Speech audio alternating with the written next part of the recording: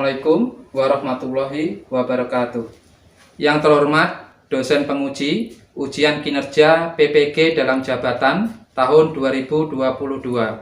Perkenalkan, saya Danang Santoso. Saya mengajar di Madrasah Sanawiyah Imam Al-Ghazali Panjrejo, Kecamatan Rejotangan, Kabupaten Tulungagung, Provinsi Jawa Timur. Sekaligus mahasiswa PPG dalam jabatan UIN Maulana Malik Ibrahim, Malang. Pada hari ini, Selasa, tanggal 19 Juli 2022, saya akan melaksanakan kegiatan praktik pembelajaran untuk memenuhi tugas ujian kinerja PPG dalam jabatan tahun 2022, batch yang ke-1, dengan mengambil materi Al-Quran Hadis, kelas 7, tema Al-Quran dan Hadis, Pedoman Hidupku. Untuk lebih jelasnya, berikut adalah video praktik pembelajaran yang telah saya laksanakan. Mohon kritikan dan saran yang bersifat membangun. Terima kasih. Ada kurang lebihnya mohon maaf. Assalamualaikum warahmatullahi wabarakatuh.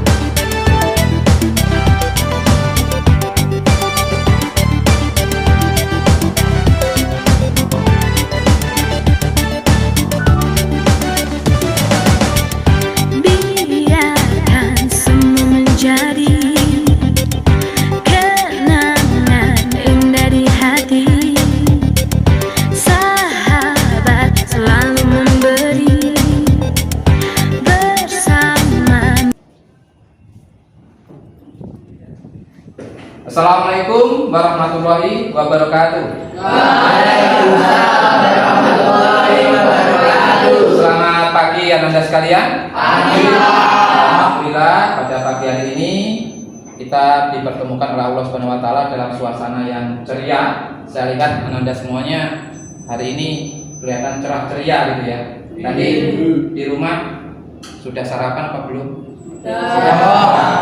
Mandinya lupa apa tidak? Tidak. Alhamdulillah.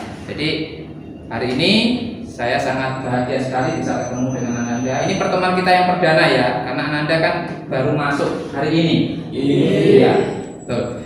Baiklah Ananda sekalian, sebelum Bapak melanjutkan kita masuk ke dalam pembahasan materi, terlebih dahulu maka kita bersama-sama berdoa agar nanti pembelajaran kita pada pagi hari ini mendapatkan keberkahan dari Allah Subhanahu wa taala, sehingga ilmu yang kita peroleh nanti bisa bermanfaat. Gitu ya. Saya minta nanti kepada salah satu dari rekannya untuk memimpin doa. Silakan. Siap, doa mulai. Bismillahirrahmanirrahim. Raditu billahi rabban wa bil islami dinan wa bi Muhammadin nabiyyan wa rasulah. Rabbi zidni ilma warzuqni fahman waj'alni min ibadikas sholihin.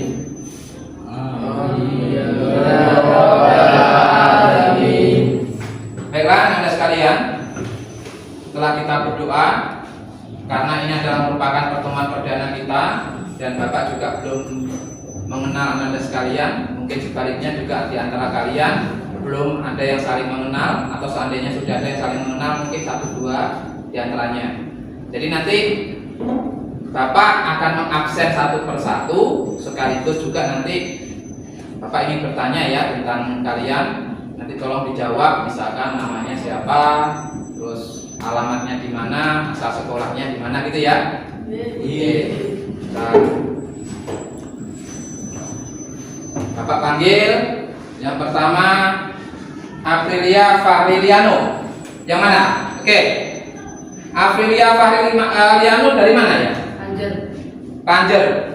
Terus kemudian sekolahnya dulunya di mana? MI Al-Ghazali. MI Al-Ghazali. Terima kasih. Kemudian Julia Karismatunisa yang mana? Ya, Julia. Panggilannya siapa ini? Risma. Panggilannya Risma. Dari mana Risma? Kaliwungu. Dari Kaliwungu. Dulu sekolahnya di mana Risma? MI Al-Ifadah. MI Al? Ifadah. MI Al-Ifadah. Oke. Terus yang ketiga Afrilianus. Saya Pak. Afrilianus. Dari mana Afrilianus? Padangan Karangsari. Padangan Karangsari. Ini panggilannya apa ini? Lian. Lian. Jadi Afrilianus dipanggil Lian. Lian. Sekolahnya dari MI Al-Huda Karangsari. MI Al-Huda Karangsari. Baik, yang berikutnya saya Olivia Dwi Ratna Safitri. Ya, dari mana Olivia? Dari Soko. Dulu sekolahnya di mana? MI Tarbiyatul Islamiyah. Kemudian yang berikutnya adalah Muhammad Hafizuddin. Ya, Pak. Muhammad Hafizuddin. Dari mana Muhammad Hafizuddin? Dari Soko juga, sama seperti Olivia ya. Asal sekolahnya dari mana? MI Tarbiyatul Islamiyah. Sama juga. Oh iya, berarti dari satu sekolah ya semuanya tadi hari ini masuk semuanya ya. Ini ternyata dari asal sekolahnya beberapa tempat di seputaran MTS Imam Al-Ghazali. Dan yang paling membuat saya sangat bahagia adalah ternyata tidak ada satupun yang tidak masuk di hari pertama ini. Luar biasa. Berarti semangat belajarnya sangat tinggi. Ya. Nah, setelah tadi kita berkenalan, terus kemudian juga kita sudah tahu dari mana saja asal teman-temannya tadi. Yang berikutnya kita nanti akan membahas pada pertemuan yang pertama ini materi Al-Quran Hadis dengan tema yaitu Al-Quran dan Hadis sebagai pedoman hidupku. Nah, apa tujuan kita nanti mempelajari Al-Quran Hadis dengan tema Al-Quran dan Hadis sebagai pedoman hidupku? Nanti ada dua tujuan yang akan kita capai. Jadi Ananda nanti tolong diperhatikan mekanisme pembelajaran kita pada pagi hari ini. Tujuan kita yang pertama nanti apa? Yang pertama adalah Ananda nanti bisa memahami tentang kedudukan dan fungsi dari Al-Quran dan Hadis sebagai pedoman hidup dalam Islam. Jadi kedudukan dan fungsi dari Al-Quran dan Hadis itu Ananda bisa memahami. Nanti hasil pemahaman itu dituangkan dalam bentuk kesimpulan. Jadi nanti Ananda silahkan menyimpulkan apa yang sudah Ananda amati. Kemudian tujuan yang kedua, setelah Ananda menyimpulkan hasilnya dari pengamatan tadi, Ananda mempunyai kemampuan dan dapat menampilkan hasil kesimpulan tadi di depan satu persatu. Jadi nanti saya panggil satu persatu untuk menyampaikan tentang hasil kesimpulannya, disampaikan secara lisan di depan di hadapan dari teman-temannya semuanya. Seperti itu. Bisa dipahami ya? Nah, terus kenapa kita harus mempelajari Al-Quran dan Hadis? Perlu diketahui Anda sekalian, Al-Quran dan Hadis ini adalah merupakan dua hukum Islam yang utama. Yang pertama Al-Quran. Al-Quran itu adalah sebuah kitab suci yang diturunkan Allah Subhanahu Wa Taala kepada Nabi Muhammad SAW melalui malaikat Jibril, di mana Al-Quran ini bukan buatan manusia, tapi adalah asli dari kalamullah. Ini asli dari Allah sendiri. Sehingga Allah pun karena ini asli dari Allah, Allah pun kemudian menjamin keasliannya dari mulai diturunkan sampai nanti di akhir zaman. Dan bagi umat Islam, Al-Quran ini adalah sumber hukum yang utama, pertama dan utama. Jadi semua permasalahan hidup manusia itu semuanya nanti harus mengacu atau bersandar kepada Al-Quran sebagai dasar hukum itu. Nah, kemudian kalau seandainya dasar hukum tersebut tidak ditemukan dalam Al-Quran, maka nanti dijelaskan melalui sunnah Rasulullah yang disebut dengan hadis. Jadi hadis ini adalah segala sesuatu baik perkataan, tindakan yang disandarkan kepada Allah, kepada Nabi Muhammad SAW untuk menjelaskan berbagai hal yang tidak diberikan secara jelas di Al-Quran. Jadi kalau di Al-Quran itu tidak disampaikan secara jelas, maka dijelaskanlah di hadis. Nah, kedudukan hadis ini menjadi sumber hukum dalam Islam yang kedua setelah Al-Quran. Jadi yang utama adalah Al-Quran, kemudian yang kedua adalah hadis. Itu ya. Nah, nanti tahap kita dalam belajar. Setelah ini saya minta kepada Anda untuk mempersiapkan alat tulisnya, buku, kemudian modul yang kemarin sudah dibagikan, kemudian adalah alat tulis. Nanti saya minta kepada Anda untuk memperhatikan pemaparan video yang akan Bapak sajikan di depan. Ya, di dalam Ananda mengamati video nanti, saya minta Ananda benar-benar melakukannya dengan seksama, terus diingat-ingat, dipahami, kemudian nanti Ananda membuat kesimpulan dari apa yang diamati dalam video ini. Itu ya. Oke, baiklah. Jadi silakan dipersiapkan dulu alat tulisnya. Bapak persiapkan untuk kita mengamati video yang akan Bapak putar. Dari belakang kakak kelihatan ya nanti ya. Yang tidak begitu kelihatan bisa maju ke depan di samping temannya agak merapat biar jelas apa yang Bapak akan sampaikan.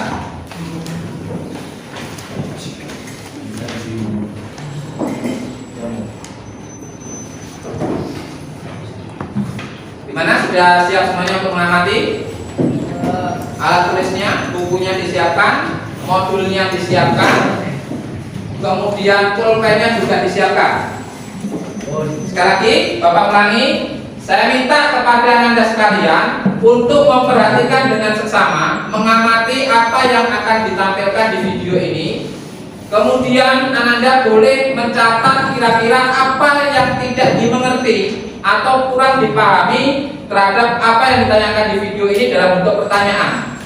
Nanti di akhir pemutaran video, setelah video selesai diputar, Bapak akan memberikan kesempatan kepada Anda untuk mengajukan pertanyaan terkait dengan pemaparan video yang kurang dipahami atau yang belum dipahami.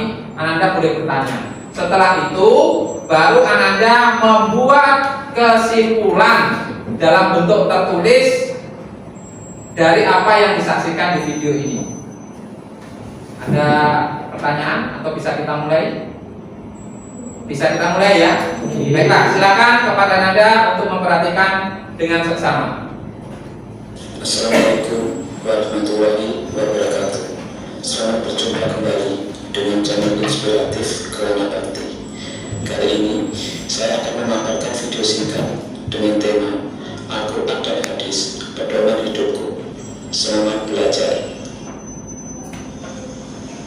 Al-Quran dan Hadis menjadi sebuah kesatuan untuk pedoman umat manusia, khususnya umat muslim. Al-Quran dan Hadis merupakan pegangan umat muslim dalam mendapatkan perhatian Allah SWT. Secara bahasa, kata Al-Quran berarti bacaan, karena seluruh isi dalam Al-Quran adalah ayat-ayat firman Allah SWT dalam bentuk bacaan yang berbahasa Arab. Pada Nabi Muhammad SAW dengan perantara malaikat Jibril yang tertulis dalam mushaf-mushaf lembaran yang disampaikan kepada kita secara mutawatir dan membacanya termasuk ibadah. Mukjizat ialah peristiwa luar biasa yang terjadi pada diri Rasul atas isi Allah SWT untuk melemahkan para penentangnya. Adapun mutawatir ialah diriwayatkan atau disampaikan oleh orang banyak dan tidak mungkin mereka itu bersepakat bohong atau berdusta, sehingga Al-Quran itu sampai kepada kita tetap lengkap dan murni. Dengan demikian, kita dapat mengetahui bahwa Al-Quran adalah kitab suci yang isinya mengandung firman Allah SWT, turunnya secara bertahap melalui malaikat Jibril, pembawanya Nabi Muhammad SAW. Susunannya dimulai dari surat Al-Fatihah dan diakhiri dengan surat An-Nas. Membacanya bernilai ibadah. Fungsinya antara lain menjadi hujjah atau bukti yang kuat atas kerasulan Muhammad SAW. Keberadaannya hingga kini masih tetap terpelihara dengan baik, dan pemasyarakatannya dilakukan secara berantai dari satu generasi ke generasi lain dengan tulisan maupun lisan. Nama-nama ayat isi Al-Quran yang diturunkan ditegaskan oleh Allah SWT bahwa Al-Quran bukanlah kitab karangan manusia, melainkan asli dari Allah SWT. Terdapat pada Al-Quran surat As-Su'ara ayat 192. Keistimewaan Al-Quran. Al-Quran adalah kitab samawi, wahyu Allah SWT terakhir sebagai penyempurna dari kitab-kitab atau wahyu yang diturunkan sebelumnya. Karena itu, Al-Quran merupakan kitab yang sangat sempurna. Oleh sebab itu, Al-Quran memiliki keistimewaan dibandingkan dengan kitab-kitab suci sebelumnya. Adapun keistimewaan Al-Quran adalah sebagai berikut. Yang pertama, Al-Quran memuat ringkasan dari ajaran-ajaran ketuhanan yang pernah dimuat kitab-kitab suci sebelumnya. Yang kedua, kesucian Al-Quran akan senantiasa terjaga sampai akhir zaman. Tidak akan ada yang mampu mengubah isi substansi Al-Quran. Ketiga, Al-Quran diturunkan oleh Allah SWT untuk seluruh umat manusia tanpa terkecuali dan berlaku sampai akhir zaman. 4. Al-Quran adalah sumber ilmu pengetahuan. Ulama mutakhirin berpendapat bahwa kata hadis sama dengan kata sunnah.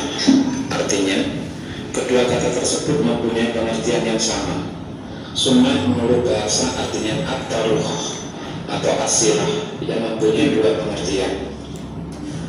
Pertama, sunnah ialah setelah kata sunnah sinonim sama dengan hadis. Yang kedua, yang dimaksud dengan sunnah ialah perjalanan Nabi Muhammad SAW di dalam mengamalkan dan mendakwahkan Islam yang meliputi akidah, ibadah, muamalah, akhlak dan seterusnya, dan praktik atau perbuatan yang terjadi pada zaman beliau. Demikian pula apa yang telah disepakati oleh para sahabat dan praktik atau perbuatan yang terjadi pada zaman mereka. Inilah sunnah. Dan sunnah dalam arti yang kedua ini menjadi lawan dari bid'ah, sesuatu keyakinan atau etika atau perbuatan yang sama sekali tidak ada asal usulnya dari agama Islam yang mulia. Mengikuti sunnah Nabi SAW akan menghindarkan umat dari kesesatan dan bid'ah, sebagaimana yang disabdakan oleh Rasulullah SAW. Aku tinggalkan kepadamu dua perkara, kamu tidak akan tersesat.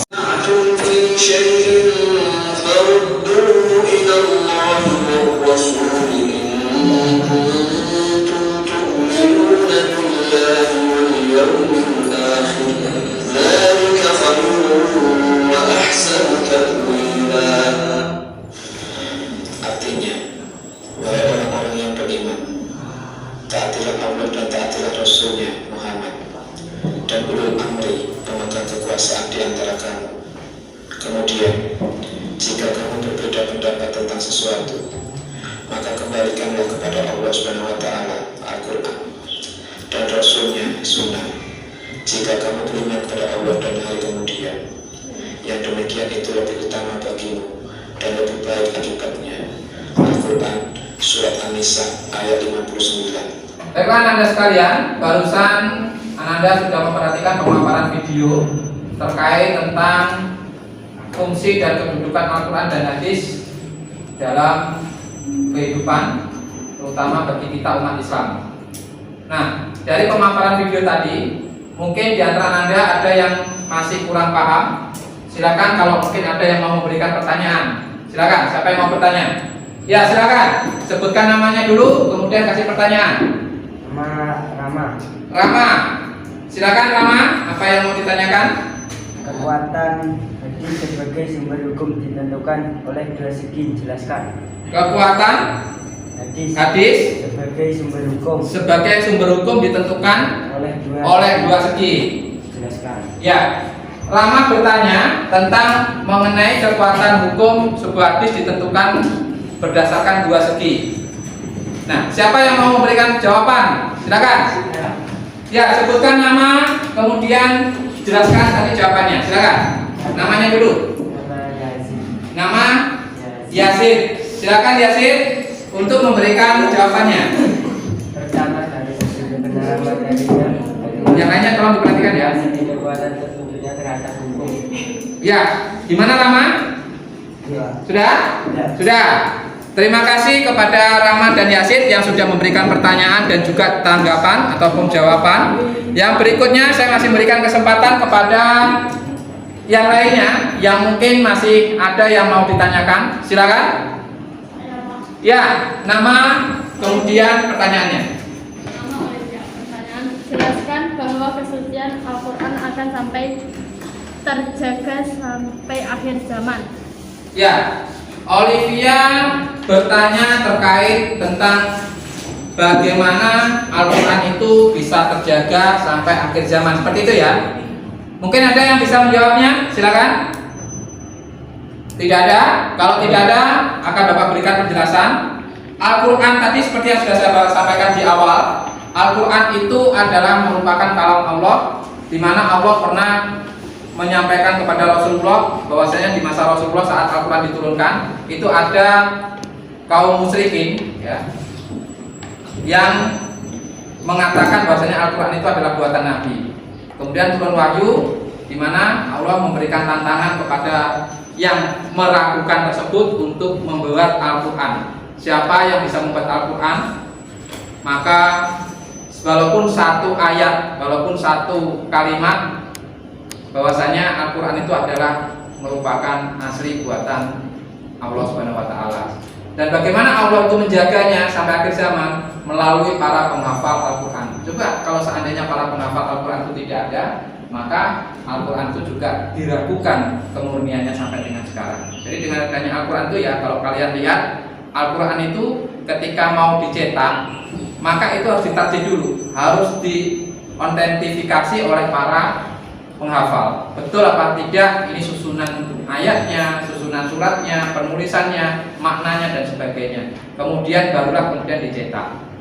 Nah, dengan cara seperti itu, selama masih ada penghafal Al-Quran, maka insya Allah janji Allah itu akan terpenuhi sampai akhir zaman. Al-Quran itu murni, berbeda dengan kitab-kitab agama lain yang sudah termodifikasi atau ada perubahan-perubahan seperti itu ya. Baiklah Anda sekalian, setelah Anda tadi mengamati video yang sudah Bapak paparkan, kemudian juga sudah saya berikan kesempatan untuk bertanya. Berikutnya saya minta kepada Anda sekalian untuk mengerjakan lembar kerja peserta didik atau KPD. Silakan dikerjakan, kemudian nanti dikumpulkan. Itu ya. Fahri, minta tolong ini dibagikan Fahri.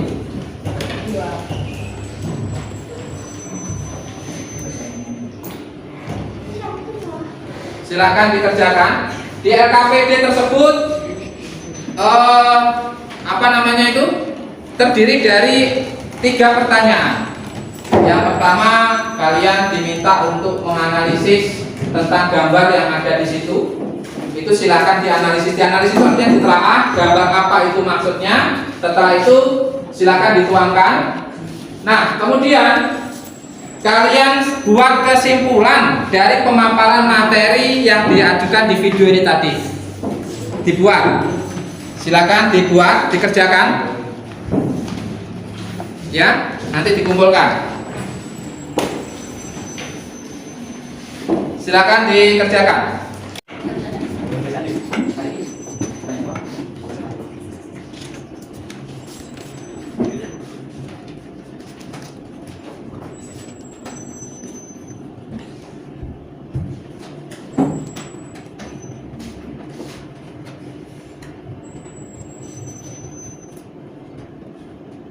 Gimana Anda sekalian?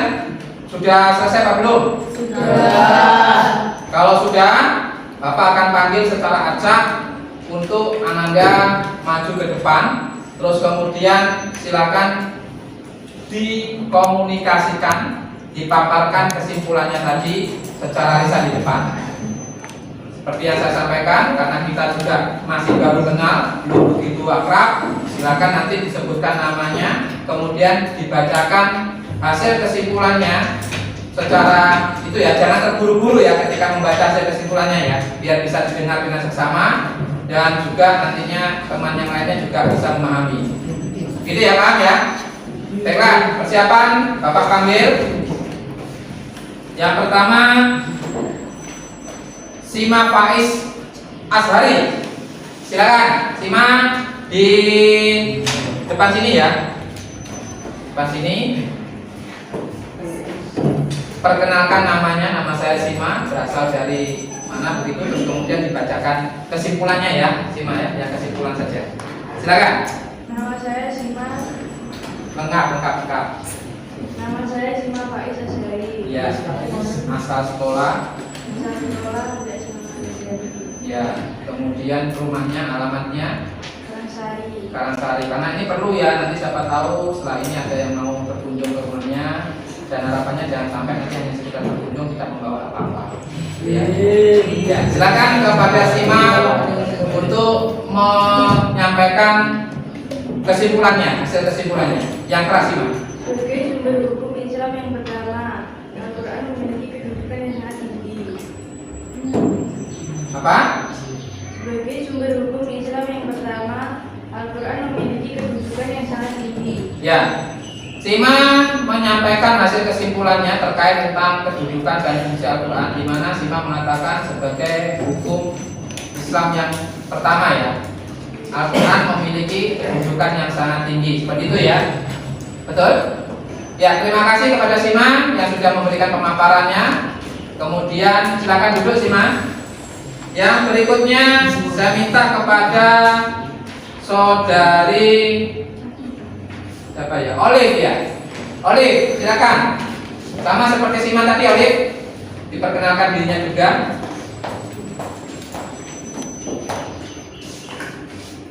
Ya, yang kesimpulannya saja ya, Olive ya. Nama Olivia Sebulan. Pelan-pelan. Olivia Dwi Ratna Safitri. Berarti Dwi itu berarti berapa? Dwi itu 10 ya. Oh 2, berarti kan 10 kan banyak sekali. Kayak teman. Berarti 2 ya. Olivia Dwi Ratna Safitri. Dari mana? Alif, sekolahnya dari MTS Imam Al-Ghazali. Tuh, MI-nya dulu. Dari mana? MI Tarbiyatul Islamiyah. Terus kemudian rumahnya Soko itu Karangsari ya. Iya, silakan. Yang kencang. Kedudukan Al-Quran. Al-Quran memiliki kedudukan yang sangat tinggi karena sebagai sumber hukum Islam yang pertama. Fungsi Al-Quran sebagai petunjuk, pedoman dan rahmat bagi orang-orang yang telah menyakini. Kedudukan hadis. Hadis berkedudukan sebagai sumber atau dalil kedua setelah Al-Quran. Karena suatu perkara yang belum jelas di dalam Al-Quran, maka hadis bisa menjadi sebuah pelajaran berikutnya setelah Al-Quran. Fungsi hadis sebagai penjelas bagi Al-Quran, mengukuhkan hukum-hukum yang telah disebutkan dalam Al-Quran. Ya, ini saudari Olivia, ya teman Anda, Olivia Dwi Ratna Safitri, menjelaskan hasil kesimpulannya secara panjang lebar terkait tentang kedudukan Al-Quran sebagai hukum dasar hukum Islam yang pertama, yang memiliki kedudukan yang sangat tinggi. Kemudian fungsi Al-Quran tadi adalah selain sebagai dasar hukum adalah merupakan kitab suci agama Islam, dan juga tadi disampaikan mengenai kedudukan dan fungsi daripada hadis. Terima kasih kepada Olivia. Silakan Olivia untuk kembali ke tempat duduk. Yang berikutnya Yasin. Silakan Yasin. Sama seperti temannya, disebut saja Yasin ya. Disebutkan nama, terus asal sekolahnya, dan juga agak ke sini Yasin, agak tengah sini, agak depan. Oke.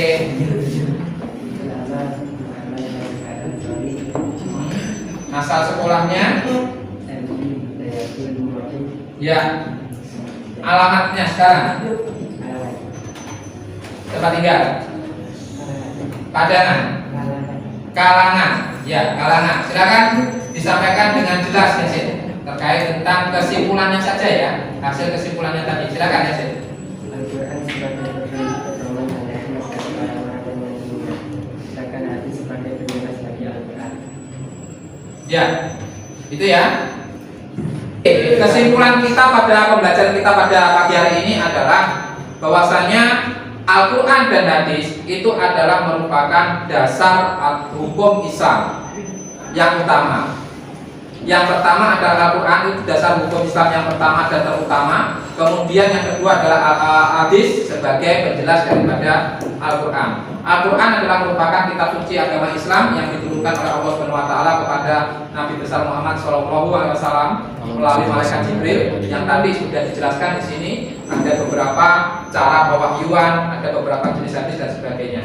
Demikianlah pemaparan dari beberapa teman Anda ya, yang tadi sudah membuat kesimpulan, kemudian dipaparkan di depan berupa lisan dari hasil kesimpulannya tadi. Harapan Bapak, apa yang sudah disampaikan oleh rekan-rekannya kalian tadi itu bisa menjadikan bahan pengetahuan yang baru.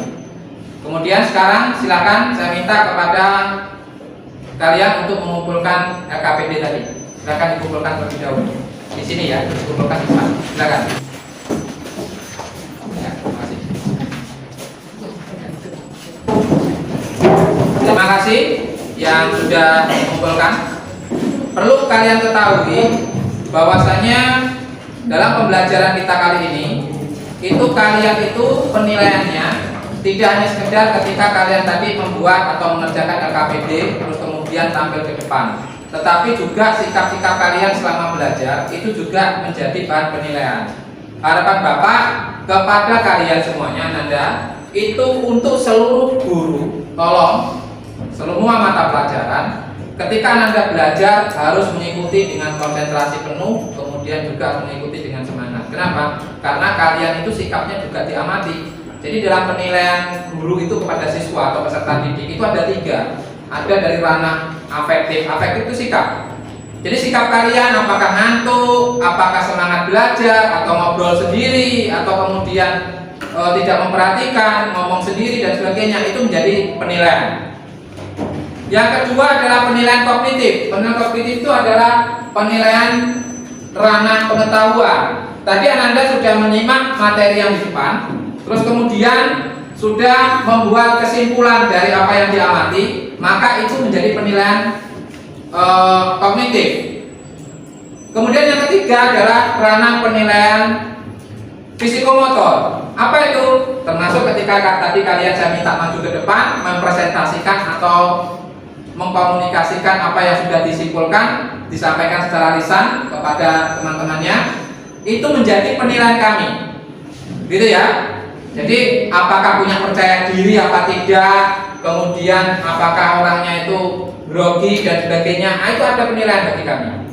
Itu untuk seluruh mata pelajaran, bukan hanya Al-Quran Hadis, semuanya seperti itu. Makanya coba kalau kalian lihat di rapor kalian di sekolah sebelumnya, di situ ada tertulis afektif, sikap, kemudian pengetahuan, dan terakhir adalah keterampilan atau psikomotor. Nah, untuk pembelajaran kita yang berikutnya, untuk pertemuan kita pada minggu yang akan datang, tolong dipersiapkan Anda modulnya, kemudian dipersiapkan lagi. Saya minta membawa HP, tetapi jangan sekedar membawa HP, tapi HP-nya sudah dilengkapi dengan koneksi internet, jadi dikasih paket data. Nanti kita akan mencoba melihat beberapa tayangan video di YouTube untuk kemudian kita diskusikan. Jadi minggu depan itu kita diskusi, kita bentuk kelompok, kemudian nanti kita putar video, kita lihat kasus apa yang ada di video tersebut yang bisa kita diskusikan. Seperti itu ya. Jadi kesimpulan ini yang Bapak paparkan itu saja dulu. Terima kasih kepada Anda yang sudah belajar dengan semangat. Harapan Bapak untuk berikutnya lebih semangat lagi ya. Seperti itu. Ada kurang lebihnya mohon maaf. Terima kasih. Setelah ini Ananda boleh pulang ya. Sebelumnya silakan nanti kita mengucapkan hamdalah secara bersama-sama. Alhamdulillah.